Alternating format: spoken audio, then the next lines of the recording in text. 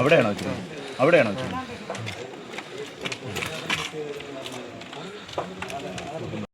സ്കൂളിൽ മോഷണം നടത്തിയ പ്രതികൾ പിടിയിലായി. കൊല്ലം കുളത്തുപുഴ ട്രൈബൽ സ്കൂളിൽ മോഷണം നടത്തിയ പ്രതികളാണ് അറസ്റ്റിലായത്. പ്രദേശവാസികളായ അനന്തുരാജ്, ബിനു എന്നിവരാണ് പോലീസിന്റെ പിടിയിലായത്.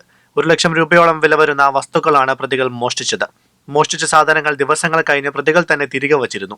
സംശയം തോന്നിയതിനെ തുടർന്ന് പ്രതികളെ കുളത്തുപുഴ പോലീസ് ചോദ്യം ചെയ്തപ്പോഴാണ് കള്ളി വെളിച്ചത്തായത്. മോഷണ വസ്തുക്കൾ പ്രതികൾ വിൽക്കാൻ ശ്രമിച്ചതായും പോലീസ് കണ്ടെത്തി. ഡിസംബർ 28 രാത്രിയിലാണ് സ്കൂളിൽ ക്ലാസ് റൂമിന്റെ ഗ്രില്ല് തകർത്ത് മോഷണം നടത്തിയത്.